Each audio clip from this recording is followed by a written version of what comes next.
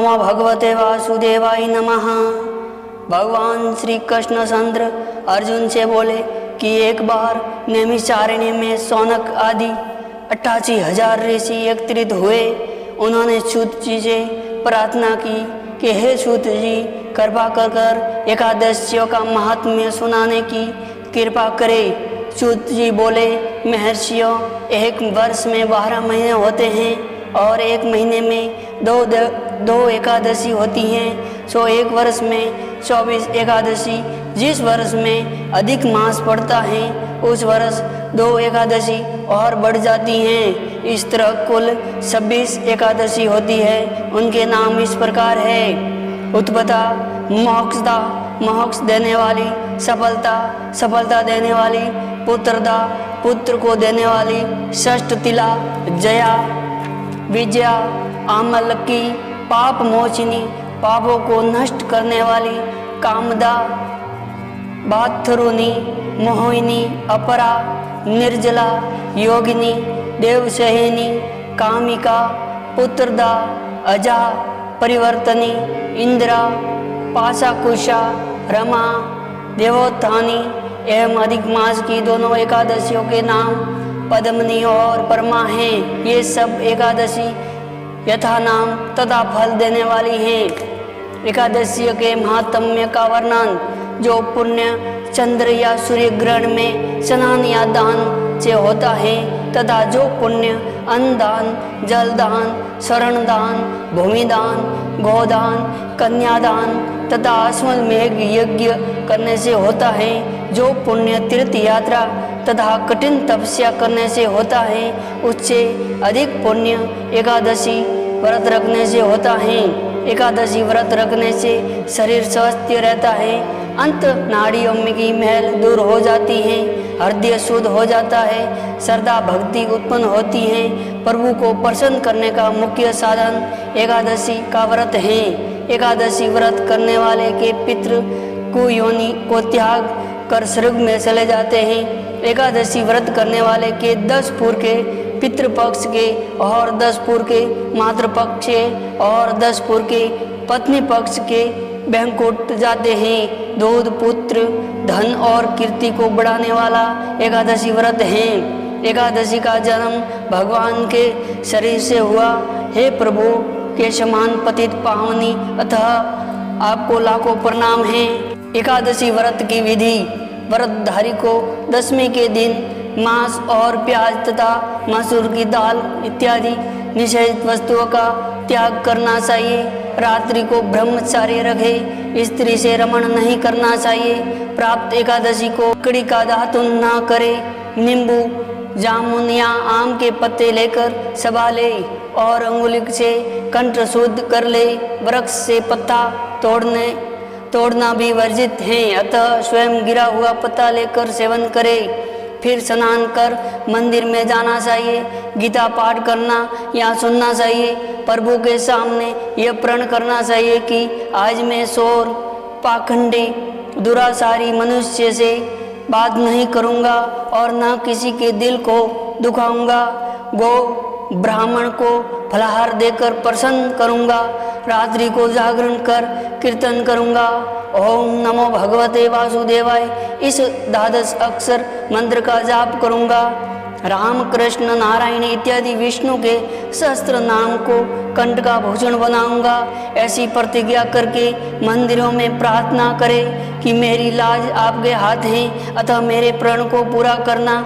यदि अचानक भूल किसी निंदक से बात कर बैठे तो इसका पाप दूर करने को सूर्य नारायण के दर्शन तथा धूप दीप से भगवान की पूजा कर क्षमा मांग लेनी चाहिए।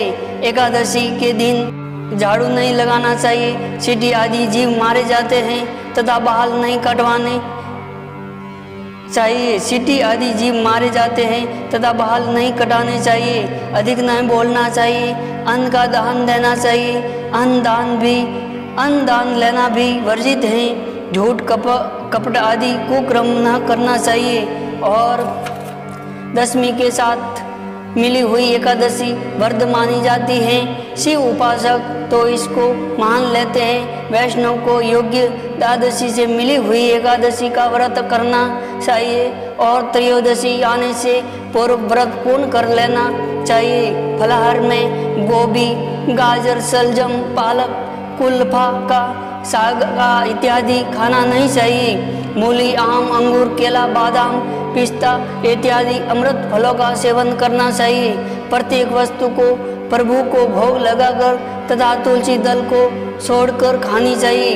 द्वादशी के दिन ब्राह्मणों को मिष्टान दक्षिणा से प्रसन्न कर परिक्रमा ले लेनी चाहिए। किसी संबंधी की मृत्यु हो जाए तो उस दिन एकादशी व्रत रखकर उसका फल उसे संकल्प कर देना चाहिए और गंगा जी में पुष्प अस्थि प्रवाह करने पर भी एकादशी का व्रत रखकर प्राणी के निमित्त कर देना चाहिए। प्राणी मात्र को अंतर्यामी का अवतार समझकर किसी से छल कपट न करना, मधुर भाषण करना, कोई करे तो उसे आशीर्वाद देना, क्रोध मत करना। क्रोध चांडाल का अवतार है। आप देवता रूप हो, संतोष कर लेना। संतोष का फल सर्वदा मधुर होता है। सत्य भाषण करना, मन में दया रखना, इस विधि से व्रत करने वाला दिव्य फल को प्राप्त होता है। तो आइए भक्तों, आज हम जानेंगे पुत्रदा एकादशी का महात्म्य। धर्मराज युधिष्ठिर बोले कि हे भगवान, अब आप मुझे श्रावण मास के शुक्ल पक्ष की एकादशी की कथा सुनाइए। इस एकादशी का क्या नाम है तथा इसकी विधि क्या है? श्री मधुसूदन बोले, हे राजन, अब आप शांति पूर्वक श्रावण मास के शुक्ल पक्ष की एकादशी की कथा सुनिए। इस कथा के श्रावण मास से ही वाजपेयी यज्ञ का फल मिलता है। द्वापर युग के प्रारंभ में महेश्वती नाम की नगरी थी। उस नगरी के में महाजित नाम का एक राजा राज्य करता था। वह पुत्रहीन था, इसलिए वह सदैव दुखी रहता था। उसे वह राज्य कष्टदायक प्रतीत होता था, क्योंकि पुत्र के बिना इस लोक और परलोक दोनों में सुख नहीं है। राजा ने पुत्र प्राप्ति के बहुत यत्न किए, परंतु वह निष्फल गए। जब वह राजा वृद्ध होने लगा तो उसकी चिंता और बढ़ने लगी।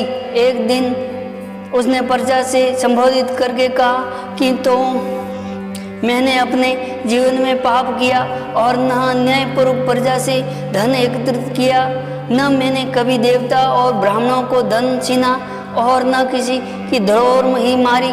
मैंने प्रजा को सदैव पुत्र की तरह पाला है, कभी किसी को राग द्वेष किया, सबको समान माना। इस प्रकार धर्मयुक्त राज्य करने पर भी मैं इस समय महान दुख पा रहा हूँ। सो क्या कारण है, मेरी कुछ समझ में नहीं आ रहा है। तो राजा महाजित इस बात को विचारने के लिए मंत्री आदि वन को गए।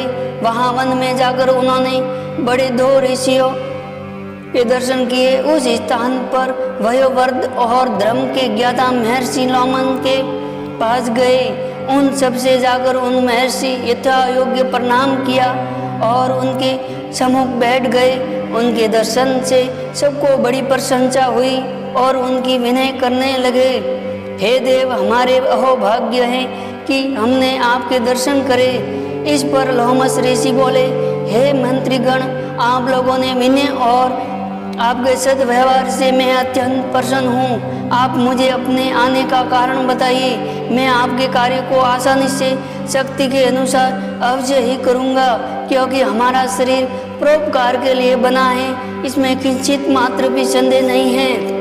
लोमस ऋषि ऐसे वचनों को सुनकर मंत्री बोले, हे महर्षि, आप हमारी समस्त बातों को जानने में ब्रह्मा से भी अधिक हैं, अतः आप हमारे संदेह को दूर कीजिए।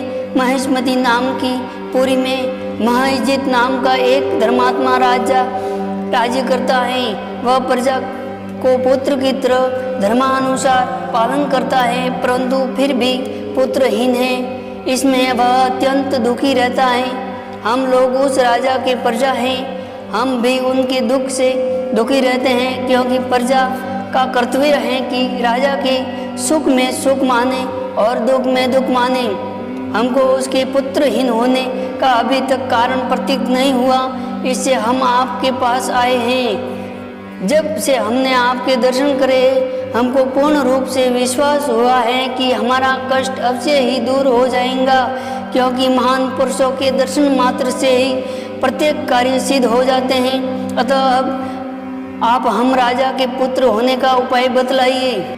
इस पर लोमस ऋषि ने एक क्षण के लिए नेत्र बंद किए और राजा के पूर्व जन्मों का विचार करने लगे। वह विचार करके बोले कि हे श्रेष्ठ पुरुषों, वह राजा पिछले जन्म में अत्यंत निर्जल था तथा बुरे कर्म किया करता था। वह एक गांव के दूसरे गांव में घुमा करता था। एक बार ज्येष्ठ मास के शुक्ल पक्ष की एकादशी को 2 दिन से भूखा था। दोपहर के समय एक जलाशय पर जल पीने गया। उस स्थान पर एक उसी समय ब्याही हुई गाय जल पी रही थी। ही भगा दिया और स्वयं जल पीने लगा।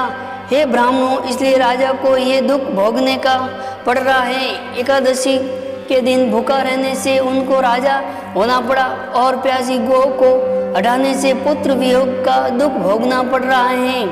इस पर सब लोग बोले, हे महर्षियों, शास्त्रों में ऐसा लिखा है कि पुण्य से पाप नष्ट हो जाता है, इसलिए कृपा करके आप राजा के पूर्व जन्म के पाप नष्ट होने का उपाय बताइए, क्योंकि उस पाप के से होने से पुत्र रत्न की उत्पत्ति होगी। और ब्राह्मण के ऐसे वचनों को सुनकर लोमस ऋषि बोले, हे ब्राह्मणों, यदि श्रावण मास की शुक्ल पक्ष की पुत्रदा एकादशी का तुम सब लोग व्रत करो और रात्रि को जागरण करो और उस व्रत का फल राजा को प्रदान कर दो तो तुम्हारे राजा के पुत्र पैदा होगा।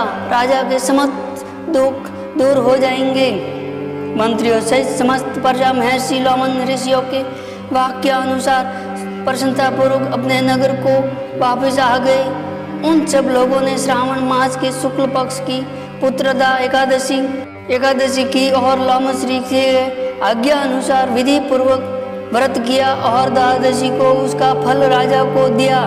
उस पुण्य के प्रभाव से रानी ने गर्भ धारण किया और 9 महीने के पश्चात उसके एक अत्यंत तेजस्वी पुत्र रत्न पैदा हुआ। हे राजन, इसलिए इस एकादशी का नाम पुत्रदा पड़ा। जो मनुष्य पुत्र रत्न को प्राप्त करना चाहते हैं उन्हें इस एकादशी का विधि पूर्वक व्रत करना चाहिए। इस व्रत के प्रभाव से इस लोक में सुख और परलोक में स्वर्ग मिलता है। जय श्री कृष्ण। ओम नमो भगवते वासुदेवाय नमः। बोले भगवान श्री कृष्ण चंद्र की जय।